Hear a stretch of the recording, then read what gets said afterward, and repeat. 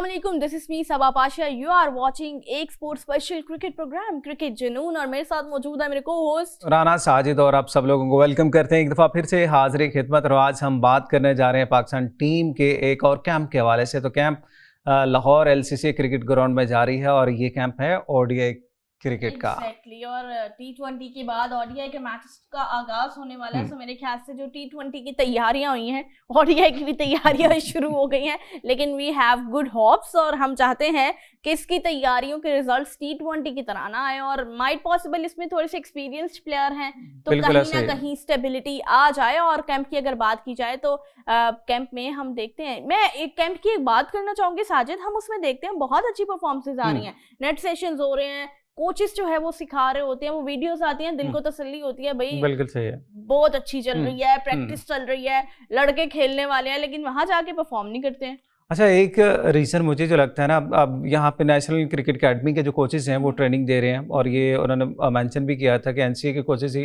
Training देंगे। और net में तो हम बड़ा अच्छा खेलते भी हैं और उसकी रीज़न ये है कि हमारे अपने ही बॉलर्स होते हैं, हमारे अपने बैटर होते हैं और अपना ही एक कंडीशंस होती हैं, वो सारी चीज़ें तो हमें ऑलरेडी पता होती हैं। लेकिन हम जब जाते हैं ना, जिस तरह आज आगम जवेद की प्रेस कॉन्फ्रेंस उन्होंने कहा कंडीशन से हम वाकफ नहीं होते। मतलब यही रीज़न है कि आज अगर डोमेस्टिक में भी टूर्नामेंट हो रहे हैं ना, वहाँ पर भी यही चीज़ें आती हैं कि आपकी जो होम कंडीशंस हैं वहां पे आप इतनी फ्लैट विकेट बना देते हैं, आप बिल्कुल समझ एक फट्टा विकेट होती है जहां पे आपके बॉल सीधी आनी है, बॉलर्स के लिए भी कोई इतना मुश्किल नहीं होता, वो सीधी सीधी सारी चीजें परफॉर्मेंसेज आ रही होती हैं। लेकिन जैसे आप थोड़ी सी टफ कंडीशन में जाते हैं फिर आपके सारे वो कहते हैं पूल खुलने शुरू हो जाते हैं कि क्या क्या आपने किया हुआ है। अच्छा, वो सारी चीजें मैटर करती हैं। साजिद, आपने कहा कि सेम प्लेयर्स होते हैं, मतलब अपनी कंट्री के प्लेयर्स होते हैं, इसलिए इजी ले लेते हैं। सो मेरे ख्याल से भारत इसके बिल्कुल अपोज्ड है, क्योंकि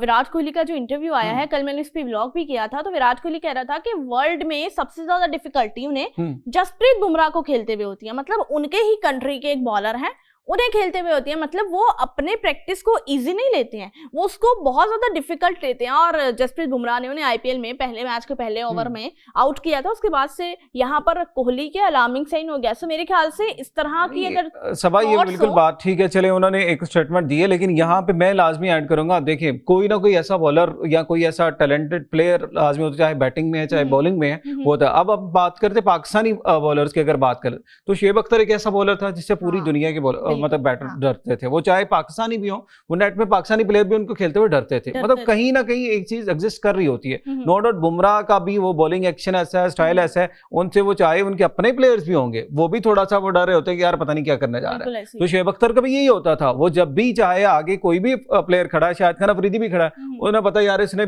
बॉल्ड मार दें या बाउंसर मार दें, डरा देना है, मतलब कुछ ना कुछ तो चल रहा होता था। तो ये चीजें एग्जिस्ट करती हैं, मतलब इसमें कोई इतनी बड़ी प्रॉब्लम नहीं है, क्योंकि एक ऐसा प्लेयर होता ही है कहीं ना कहीं कि जिससे आपको थोड़ा सा खौफ, मेंटली मतलब प्रेशर होता है कि यार ये, अब शायद अफरीदी की देख लें बात, कोई भी बॉलर अपना ही चाहे सामने होगा, शहनशाह अफरीदी भी सपोज उस टाइम अगर बोलेगा, उसको भी होगा यार ये मुझे छक्का ही ना मार दे, अफरीदी की छक्का ही ना मार दे, मतलब उनका ये होता है, प्रेशर होता है। लेकिन मोस्टली जो चीजें हैं ना, मतलब जिसकी वजह से हम लोग मार खा रहे हैं, तो वो यही है कि हम अपनी कंडीशन में बिल्कुल बड़े सुकून से और मुतमिन होकर, सेटिस्फाई होकर परफॉर्मेंस दे रहे होते हैं, कर रहे होते हैं। लेकिन अलार्मिंग सूरत हाल ये कि आपको पता है बाबर आजम ने और नसीम शाह ने डोमेस्टिक मैच भी खेला है और लोगों ने कहा था कि चले एक मौका मिल गया इनको कि इससे पहले अपनी परफॉर्मेंस को बेहतर बनाने के लिए को थोड़ा सा एक अपने को बूस्ट अप कर लेंगे, लेकिन वो दोनों ही नहीं चले। 41 रन दिए, 41, नसीम शाह ने कोई विकेट नहीं ली,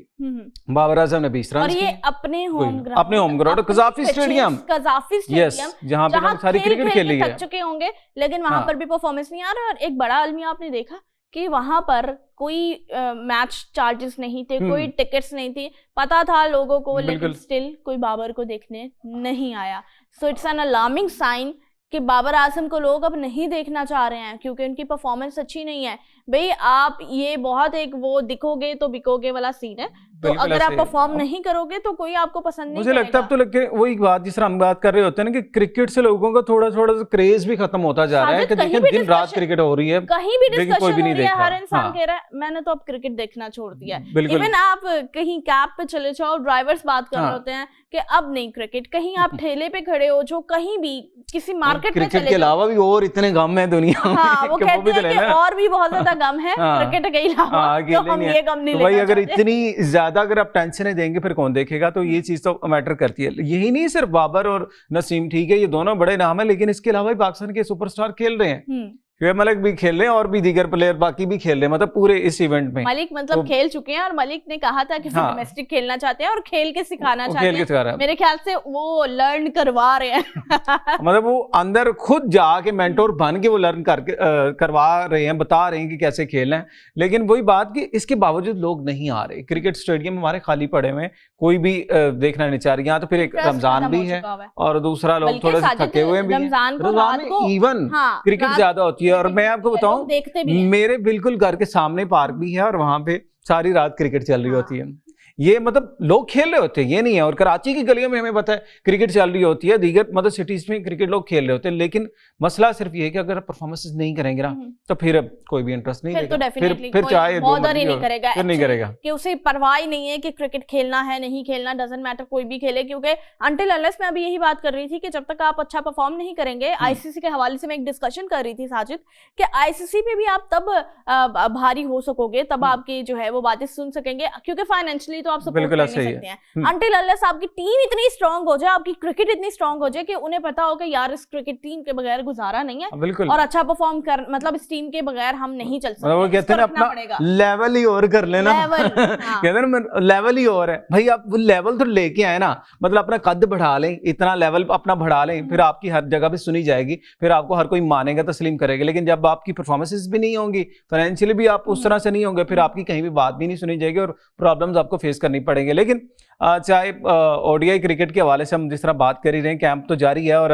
अब इसमें मुझे लग रहा है कि थोड़ा सा जो प्लान का हिस्सा था ना, वो अब कहीं ना कहीं T20 को फोकस किया जा रहा है, क्योंकि आगे T20 वर्ल्ड कप भी और साथ साथ एशिया कप भी है, तो उसको तो मद्देनजर रखा। लेकिन बहुत से लोग सभा अभी भी यही कह रहे हैं कि ठीक है, जिस तरह साइम और फखर की जगह बनती है ना T20 में, इस तरह बाबर रिजवान को भी कहीं ना कहीं चुपके से डाल दिया जाए दोबारा से और हमारा टीम एक परफेक्ट हो जाएगी। मतलब ये बात हमने बहुत ज्यादा डिस्कस पहले भी की है कि बाबर रिजवान को अगर साइड पे कर दिया है, आकिब जावेद साहब ने कहा है कि वो T20 की अलग टीम बना रहा है, तो मेरे ख्याल से अब इन्होंने इस बात को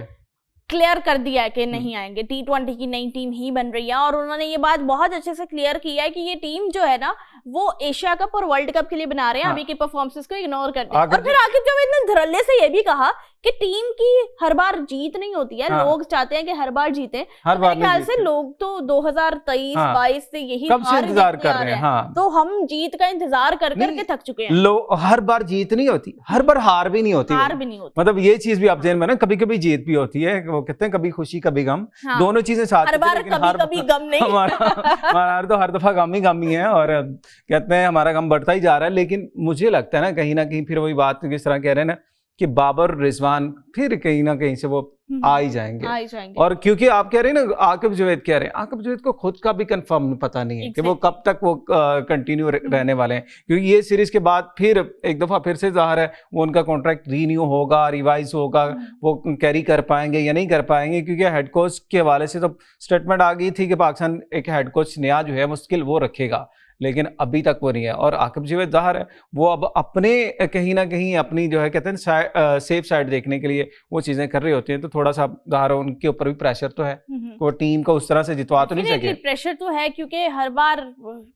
इस मायूसी के साथ प्रेस कॉन्फ्रेंस करना वो डेफिनेटली आसान काम नहीं होता, डिफिकल्ट टास्क। और शायद हम तो दुआ करते हैं साजिद के टीम में बेहतरी आए और टीम में बेहतरी के साथ साथ बहुत सी चीजें अच्छी हो, ताकि चीजें जो है वो स्मूथ हो सके। बहुत टाइम हो गया हमने वो विक्ट्री एंजॉय नहीं की, 2017 के बाद ऐसा मौका नहीं आया जिसे खुल के एंजॉय किया जाए, जिसे कहा जाए कि वाह भाई क्या बात है पाकिस्तान टीम की। मतलब 2017 के बाद फुल स्टॉप लगा हुआ है। हाँ, मुझे लगता है अभी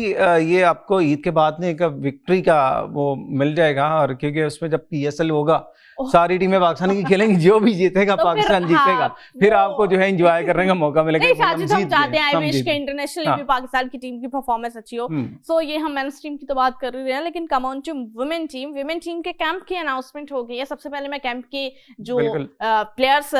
कंट्रीब्यूट करने वाली है उनके नाम लूंगी। आलिया रियाज हैं, डियाना बेग हैं, फातिमा सना है, गुलाम फातिमा हैं, गुल फिरोजा, मुनीबा अली, नजिया अलवी कराची से हैं, इज अ गुड प्लेयर और न्यू कमर वीकेंड से, और नशरा संधू हैं, नतालिया हैं, निदा डार हैं, उमाइमा है, रामीन है, सादिया इकबाल और शवाल हैं, सिद्रा अमीन है, सिद्रा नवाज हैं, सैयदा अरूब है, तस्मिया रुबाब है और उम्मे हानी है, और ये वही नाम है जो हम हमेशा मैं भी वही बात करने लगा, ये ऑलमोस्ट आपने कहा ना एक नया या मतलब वो यंगस्टर है, कोई सारे भाई मैच्योर प्लेयर है, ऐसा नाम नहीं आ रहा कि जो पहले ना खेला हो और किसी ने पहले ना किया, बट वी आर होपिंग कि चलो यही चल जाए। नहीं पता क्या चीज है, यही मसला है हमारे, देखें मेंस की तो हम सबके सामने चीजें खुल जाती हैं, सामने आती है, नजर आती हैं, परफॉर्मेंसेस के ऊपर बात होती है, क्रिटिसिज्म भी हो जाता है, लेकिन वुमेन्स के ऊपर इसलिए नहीं आती कि ठीक है लोग इतना फॉलो नहीं कर रहे और रिसोर्सेज भी तो उन्हें उस तरह से प्रोवाइड नहीं किए जाते, दोनों चीजें फिर साथ साथ है, और जब आप परफॉर्मेंसेस भी नहीं करेंगे रिसोर्सेज भी नहीं मिलेगा, चीजें मतलब बैक टू बैक वो चल रही होती हैं। अब ये देख लें जितना भी आपने स्क्वाड लिया ये ऑलमोस्ट वही है जिससे पाकिस्तान ऑलमोस्ट हर सीजन में हर इवेंट में हारा हुआ कोई इतनी मेगा परफॉर्मेंसेस नहीं है, कोई इतना मतलब कि